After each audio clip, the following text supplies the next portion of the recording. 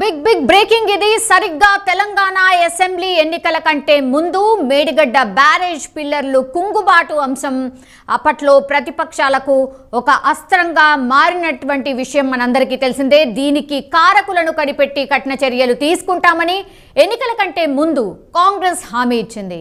ఇప్పుడు అధికారంలోకి వచ్చిన తర్వాత ఈ అంశంపై ప్రత్యేక దృష్టి సారిస్తోంది రేవంత్ రెడ్డి సర్కార్. ఇందులో భాగంగానే ఇటీవల మేడిగడ్డ బ్యారేజ్ ఘటనపై రాష్ట్ర నీటిపారుదల శాఖ మంత్రి ఉత్తమ్ కుమార్ రెడ్డి సమీక్ష కూడా నిర్వహించారు.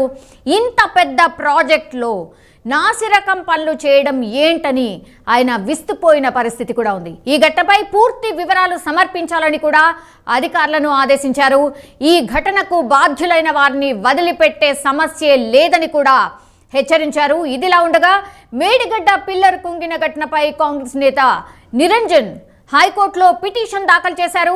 మేడిగడ్డ బ్యారేజ్ కుంగడంపై పిటిషనర్ అనుమానాలు వ్యక్తం చేశారు. ఈ ఘటనపై మహాదేవపురం పిఎస్లో నమోదైన కేసును సిబిఐకి బదిలీ చేయాలని పిటిషన్లో ఆయన కోరడం జరిగింది. ఈ వ్యాజ్యంపై ఇవాళ విచారణ చేపట్టిన రాష్ట్ర ఉన్నత న్యాయస్థానం సిఎస్ నుంచి సమాచారం తీసుకుని 2 వారాల్లో వివరాలు ఇవ్వాలని ప్రభుత్వ న్యాయవాదికి ఆదేశాలు కూడా జారీ చేసింది. ఈ క్రమంలోనే విచారణను 2 వారాలకు వాయిదా వేసిన సిచ్యువేషన్ మనకు స్పష్టంగా అర్థమవుతోంది. ఇక కాళేశ్వరం ప్రాజెక్ట్ పై సమగ్ర విచారణ జరపాలని బీజేపీ నేత రఘునందన్ రావు డిమాండ్ చేస్తున్నారు.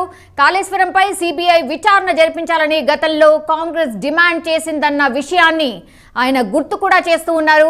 కాంగ్రెస్ ఇప్పుడు అధికారంలోకి వచ్చిందన్న రఘునందన్ గతంలో అడిగినట్టుగానే కాళేశ్వరంపై సిబిఐ విచారణ జరిపించాలని ఆయన డిమాండ్ చేస్తూ ఉన్నారు. అలాగే సిబిఐ విచారణ కోరుతూ కేంద్రానికి లేఖ ఎందుకు రాయడం లేదని ఆయన సూటిగా ప్రశ్నిస్తూ ఉన్నారు.